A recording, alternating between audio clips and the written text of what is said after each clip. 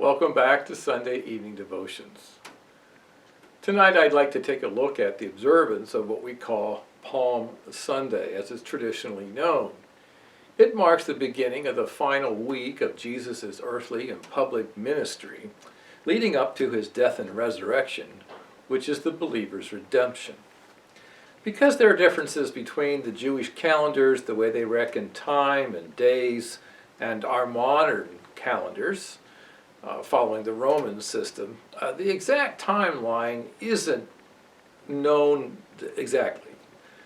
However, the basic timeline begins with Jesus' travel to Bethany near Jerusalem for the Passover at the end of his life, and he went there to visit with his friends, first of all, Mary, Martha, and Lazarus, who he had raised from the dead. Now, Jesus travels to Jerusalem to fulfill the scriptural requirements that Jewish males should appear before the Lord in Jerusalem for the three major feasts every year. And so he went to Jerusalem to observe the Passover, as we noted, as did many Jews. And because of his notoriety, he traveled discreetly. So people were asking about him, and he didn't travel with the great crowds, and he stayed with his friends in nearby Bethany. He then, on the next day, after following a Sabbath rest, he then makes the short trip to Jerusalem. And the people acclaim him as the Messiah, as the Son of David, as they are all gathered for the Passover, and the town is in this very festival sort of atmosphere.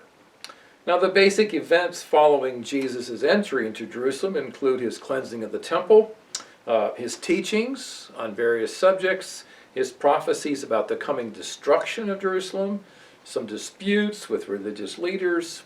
Then Judas arranges to betray Jesus the very next day. Jesus and the disciples observe the Passover midweek.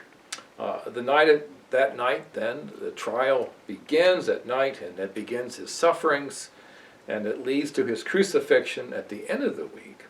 And he rises from the dead on the 8th day, or the first day of the following week. So we have the basic format of what happens in this last week or so of Jesus' life. The whole point of this, it seems to me, is that on Palm Sunday, as we call it, what Jesus is doing is fulfilling the Old Testament prophecies very carefully, and he's publicly revealing himself as the promised Messiah of the Old Testament. And he's following the scriptures to do so. But he's showing himself in a way that fulfills those scriptures, but that also reveals that he's not an earthly king that was expected. We often picture God serving us in our ways or what we want. But the promised Messiah was not a Davidic king who would come and reinstitute the Davidic empire, but rather he was the suffering servant, the great priest king. And so he set these events then in motion at his own predetermined plan that he'd agreed with the Father, as we read in Acts chapter 4. God had planned this. Jesus had come to fulfill it. And he was showing himself as king because the timing was now of his choosing, and he was putting these things into action that would lead to his necessary death, sufferings, through his crucifixion as the offering for sin, that he might then be raised from the dead and conquer Satan and death for us.